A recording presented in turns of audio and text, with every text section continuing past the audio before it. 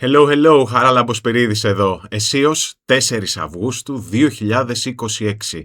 Έχουμε μπει για τα καλά στο μήνα Αύγουστο πλέον και είμαστε εδώ για να συνεχίσουμε τη δουλειά μας. Δηλαδή, ανάλυση, σχολιασμός, τι συμβαίνει στις αγορές.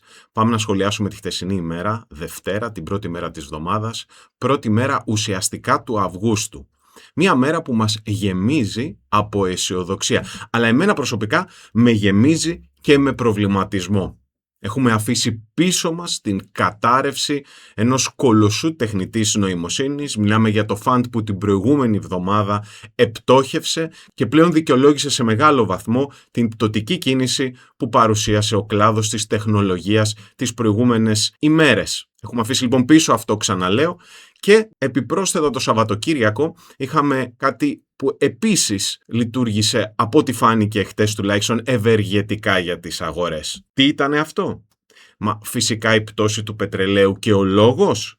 Ο λόγος φυσικά είναι η καλή διάθεση που υπάρχει μεταξύ Ιράν και Αμερικής. Για τι πράγμα? Για διαπραγματεύσεις. Κάθε φορά που συμβαίνει αυτό βλέπουμε ότι το πετρέλαιο έχει μια τάση να υποχωρεί. Θα τα δούμε όλα αυτά στα γραφήματα, αλλά πριν προχωρήσουμε θα ήθελα να ακούσουμε το απαραίτητο disclaimer. Το παρόν περιεχόμενο είναι εκπαιδευτικό και ενημερωτικό. Δεν αποτελεί επενδυτική συμβουλή. Οι συναλλαγές ενέχουν κίνδυνο απώλειας κεφαλαίου. Απευθύνεται αποκλειστικά σε άτομα άνω των 18 ετών. Αφού λοιπόν ακούσαμε το απαραίτητο disclaimer, πάμε σε αυτό που έχει σημασία, στο γράφημα, στις αγορές. Θα ήθελα να ξεκινήσουμε την παρατήρησή μας, όχι με τον S&P αυτή τη φορά, θα ήθελα να ξεκινήσουμε με αυτό που είπα προηγουμένως, δηλαδή με το πετρέλαιο. Brent λοιπόν, που αφορά ουσιαστικά τι? Ευρώπη, Αφρική, Μέση, Ανατολή. Και είδαμε χτες συγκεκριμένα την αγορά να κινείται αισθητά χαμηλότερα. Μάλιστα, άνοιξε και με αυτό που λέμε gap down. Δηλαδή, οι πρώτες συναλλαγές γίνανε αρκετά χαμηλότερα από την τιμή κλεισίματος της Παρασκευής. Αυτό σημαίνει διάθεση της αγοράς να προεξοφλήσει ότι πιθανά οι δύο πλευρές θα τα βρούνε. Είναι τόσες φορές που το έχουμε ακούσει αυτό, ότι θα τα βρούνε, και τελικά μετά από λίγο αλλάζει η εικόνα, που πλέον έχει καταντήσει, αν μου επιτρέπετε η έκφραση, και λίγο αστείο. Άρα λοιπόν αυτό που είδαμε είναι ουσιαστικά εχθές κάτω το πετρέλαιο. Τι συνεπάγεται η πτώση του πετρελαίου?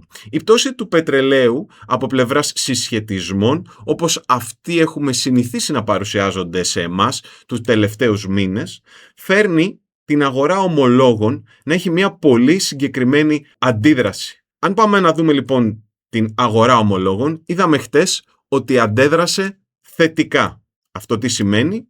Αυτό σημαίνει ότι οι αποδόσεις σημείωσαν πτώση. Μια κλασική συμπεριφορά συσχετισμού μεταξύ των δύο. Και φυσικά η διάθεση για ανάληψη ρίσκου, απόρρια της πτώσης του πετρελαίου, βρήκε τα χρηματιστήρια, το αμερικάνικο χρηματιστήριο, να κινείται υψηλότερα. S&P λοιπόν, risk proxy, να φλερτάρει πλέον με νέα ιστορικά υψηλά, δείχνοντας την ξεκάθαρη διάθεση των συμμετεχόντων για ανάληψη ρίσκου. Απ' τη μία λοιπόν είδαμε άνοδο στην αγορά των ομολόγων, άνοδο στην αγορά των μετοχών.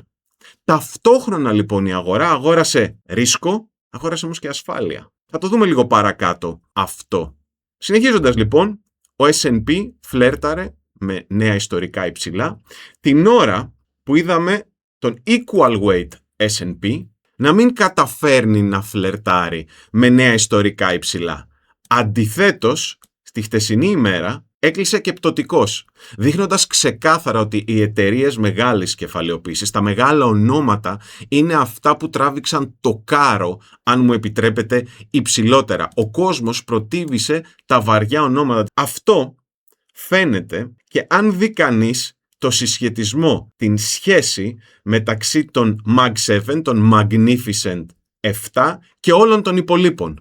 Ο συσχετισμός αυτός δείχνει επίσης ξεκάθαρα με αυτή του την άνοδο, εχτες και προχτες φυσικά την Παρασκευή, ότι ηγούνται της κούρσας οι μεγάλες εταιρείες της τεχνολογίας. Έχει επιστρέψει λοιπόν η τεχνολογία στο τραπέζι.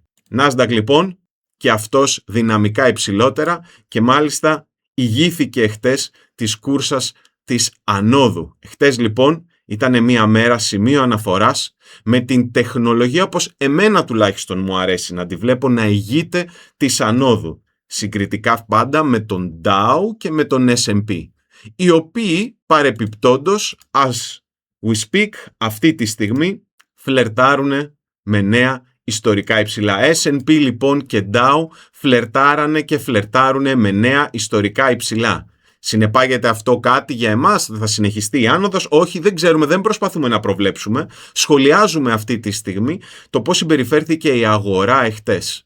Εχτες λοιπόν είδαμε τρία βασικά πράγματα. Πάμε να τα ξαναπούμε πολύ γρήγορα. Ο S&P να κλείνει θετικά υψηλότερα. Είδαμε απ' την άλλη bonds, την αγορά των ομολόγων, να κινείται και αυτή και να κλείνει υψηλότερα. Βλέπουμε το πράσινο κερί εχτες. Γκάπε πάνω από την Παρασκευή και κλείσιμο που υψηλότερα με το πράσινο αυτό κερί υποδηλώνει το θετικό κλείσιμο. Και τι άλλο? Το σχολίασα πολύ γρήγορα, θα το δείξω και αυτό τώρα. Είναι ο συσχετισμός που είπα ότι έσπασε, ότι κάτι αλλάζει, κάτι άλλαξε χτες. Δεν ξέρω αν θα είναι μονομερός ή θα έχει συνέχεια. Βλέπουμε ότι το δολάριο έκλεισε και αυτό θετικά. Σε συνέχεια αυτού που σχολίασα ότι η αγορά εχτες αγόραζε ρίσκο αλλά και ασφάλεια την ώρα που ο συσχετισμός μεταξύ bonds, ομολόγων και δολαρίου, ο κλασικός συσχετισμός, έσπαγε. Τι σημαίνει αυτό για εμάς? Αυτό σημαίνει ότι είναι πολύ πιθανό αυτή τη στιγμή που μιλάμε η αγορά να ψάχνει τι? Ψάχνει αφήγημα. Άρα η ανωδική αυτή κίνηση που παρατηρήσαμε εχτες, γίναμε μάρτυρες μιας σημαντικής ανωδικής κίνησης, κάνει run on fumes, με τα τελευταία αποθέματά της κινείται υψηλότερα σε αναζήτηση αφηγήματος, ή η παρατήρηση χτεσινή είναι μια παρατήρηση μιας ημέρας και θα πρέπει να την αντιμετωπίσουμε ως απλά την παρατήρηση μιας ημέρας και τίποτα περισσότερο. Αυτό δεν μπορώ να το ξέρω, θα το δούμε τις επόμενες ημέρες. Με κάνει όμως να έχω δεύτερες σκέψεις. Σπάσιμο συσχετισμού, η αγορά, οι συμμετέχοντες στην αγορά προτιμούν και ρίσκο και ασφάλεια. Πώς γίνεται αυτό? Κάποιοι προφανώς βλέπουν κάτι άλλο, κάτι διαφορετικό. Θα ήθελα επίσης να σχολιάσω και ένα τελευταίο πράγμα, το οποίο έχει ιδιαίτερο ενδιαφέρον για εμένα. Θα ήθελα στο σημείο αυτό, πριν κλείσουμε, να δείξω κάτι ακόμα. Θα ήθελα να δείξω τον DAX. Στο σημείο αυτό λοιπόν έχω να παρατηρήσω ότι ο DAX βρίσκεται εδώ και 2 μέρες σε νέα ιστορικά υψηλά. Μία ήπειρος και μία οικονομία που δεν τρέχουν με τη βοήθεια του ούριου ανέμου που παρέχει το αφήγημα της τεχνητής νοημοσύνης και της τεχνολογίας. Γιατί η Ευρώπη, όπως και να το κάνουμε, έχει μείνει πίσω σε αυτό. Παρ' όλα αυτά, όπως βλέπετε, οι συμμετέχοντες, οι επενδυτές τοποθετούνται στη συγκεκριμένη αγορά. Άρα λοιπόν, συνοψίζοντας, αντιλαμβάνεται κανείς ότι απ' τη μία οι χτεσινές ροές χρημάτων παραπέμπουν κάπου και απ' την άλλη βλέπουμε αρκετούς να προτιμούν ένα άλλο αφήγημα εκτός του κλασικού αφηγήματος. Μια άλλη αγορά. Πέρα από τη μεταβλητότητα όπως αυτή πλέον προκύπτει από πού? Από την ίδια τη Fed. Μας το ανακοίνωσε την προηγούμενη εβδομάδα και το σχολιάσαμε. Τέλος, το forward guidance. Αυτό που είχαμε συνηθίσει δηλαδή από τους προηγούμενους κεντρικούς τραπεζίτες πάβει να ισχύει. Άρα λοιπόν υπάρχει μια αβεβαιότητα που σημαίνει τι? Μεγάλη μεταβλητότητα. Και κάποιοι επενδυτές τι κάνουν σε αυτή την περίπτωση? Ίσως προτιμήσουν μια εναλλακτική, μια διαφορετική τοποθέτηση. Μακριά από τη μάζα. Είναι ίσως ένα contrarian view αυτό, μια διαφορετική τοποθέτηση. Που ναι, σίγουρα, κάποιοι μπορεί να γελάνε με αυτό, αλλά υπάρχουν άνθρωποι που προτιμούν να βάζουν το ρίσκο τους στην έκπληξη, γιατί η έκπληξη θα τους δώσει τι? Μια ασυμμετρία κέρδους ρίσκου. Περισσότερο κέρδος για μικρότερο ρίσκο. Για να δούμε πώς θα εξελιχθούν τα πράγματα τις επόμενες μέρες. Μια ενδιαφέρουσα εβδομάδα είναι μπροστά μας. Με συνέπεια λοιπόν θα είμαστε και εμείς εδώ Τετάρτη, Πέμπτη και Παρασκευή. Να θυμίσω ότι τα βίντεο αυτά μπορείτε να τα παρακολουθήσετε Τρίτη με Παρασκευή.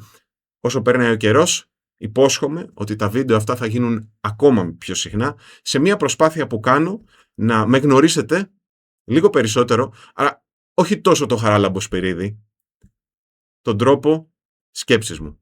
Ευχαριστώ. Καλή συνέχεια.